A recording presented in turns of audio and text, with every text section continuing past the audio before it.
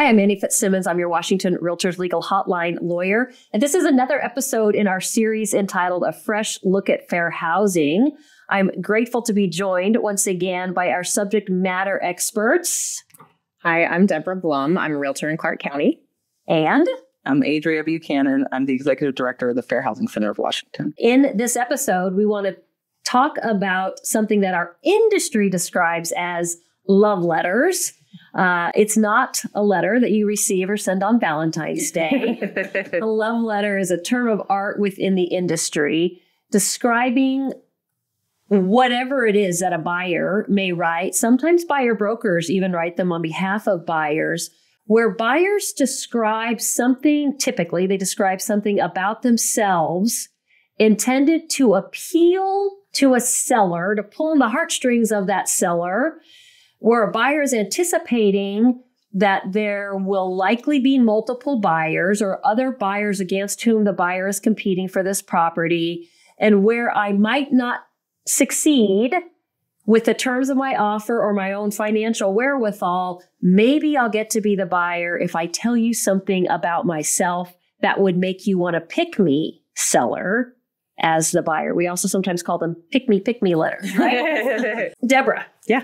What's your experience with love letters in the industry? I have seen plenty of them. I have had buyers insist on including them. I've had sellers that have enjoyed reading them. They're definitely very prevalent in the industry, especially during the pandemic when we had so many multiple offer situations. Lots and lots of buyers that were very sold on the idea that they needed to submit a love letter. And of course, the problem with the love letter is that the buyer is describing something about themselves, which would oftentimes place them either inside or outside of a protected class, which necessarily means that that characteristic is not something that a seller is allowed to use as a basis for selecting a buyer. But the whole reason for writing the letter is so that the buyer says, pick me on this basis. And so you describe that you've had buyers who want to write them and sellers who want to read them, but your concern about that is what? That it's a complete and total fair housing violation. It's not for the buyers. They're allowed to do whatever they would like, but almost 99% of them are identifying themselves as married and ready to start a family, or we have these kids that are going to enjoy this property because such and such. And so the first line, and they often include a picture. They want to make sure that they're, just tugging on the heartstrings. Humans are emotional, and we make a lot of our decisions based on our emotions as opposed to our logic. And people are trying to do what they think works. But unfortunately for sellers, if they make their decision based on that, as a realtor, I've allowed them to commit a fair housing violation. And you've probably committed a fair housing violation, or at least participated in it. Absolutely. Yeah, we see so many issues with the love letters. I'm just wondering, why do they exist? Like, why do they even have to be sent? So I understand buyers want to write them, but why do they need to be transmitted to the seller? I don't get it.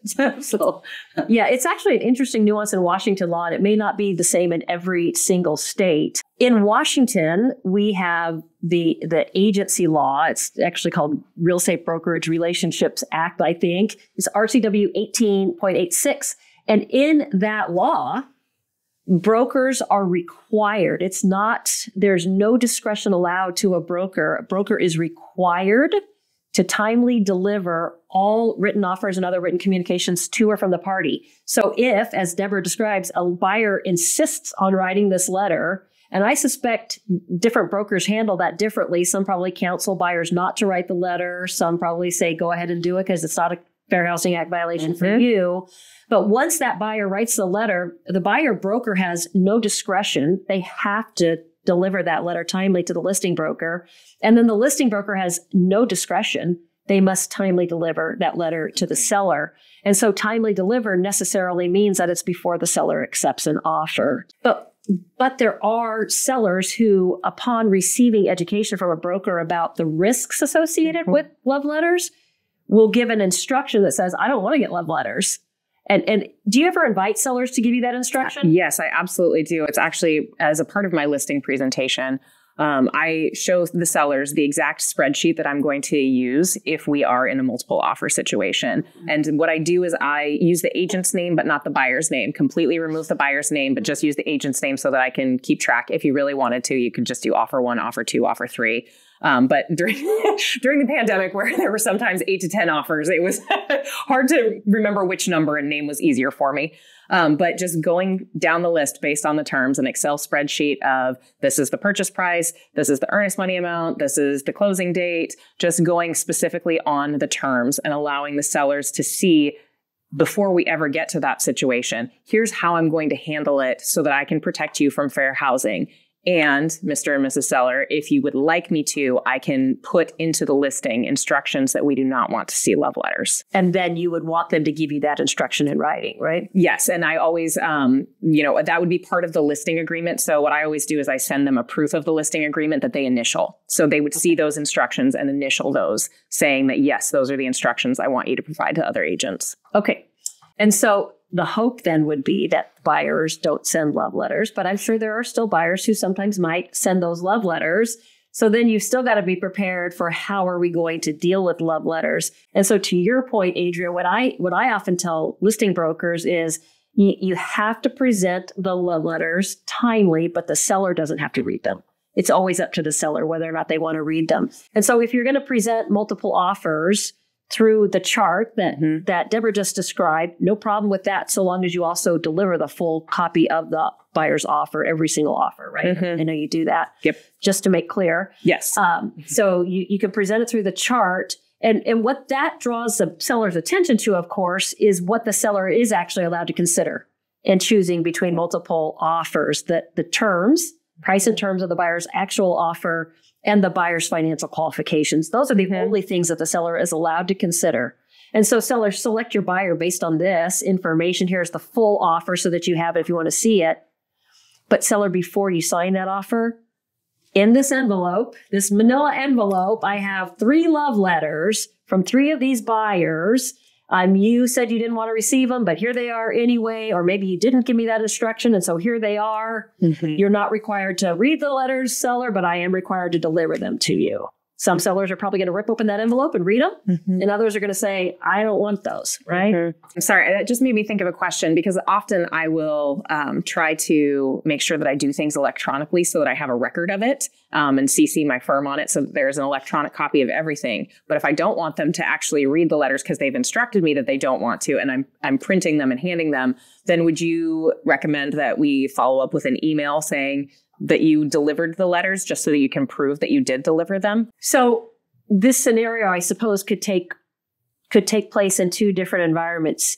You could be wanting you could have had a face-to-face meeting that you're following up electronically, or you could be communicating with a seller electronically only, right? So in that scenario where you're face-to-face with the seller, I would recommend you print the letters, put them in a manila envelope, all of them together, hand it to the seller. And if the seller says, I don't want to read these, then have the seller sign the back of the envelope, still sealed, acknowledging receipt, that their discretion or their choice not to read them, sign it, date it, keep that in your firm's transaction folder. Okay.